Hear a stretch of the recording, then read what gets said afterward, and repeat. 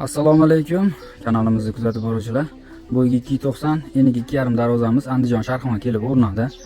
Darvozamizning endi ishlatilgan materiallar: tepa yon 8x6 profil, stenkasi 2, tagi konteyner shivelder, to'qilgan ramkalar 6x4, lisimiz shtampovka pechat, o'sha Hightech 2025 hozirgi zamon talabiga mos.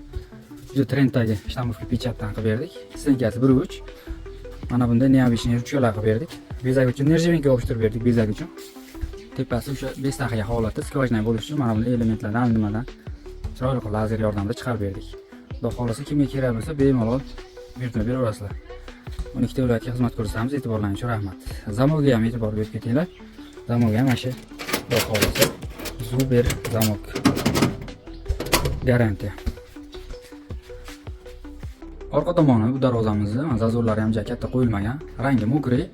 O'sha germetiklar sochib, o'zidan zang chiqarmaslik uchun shandirlar ham o'sha chiroyli qilib 30 ga shandir qilib berdik. Klient rayga qarab zator turba qilib berdik, tepa pastga, xudo xolasa ichkariga ochiladi.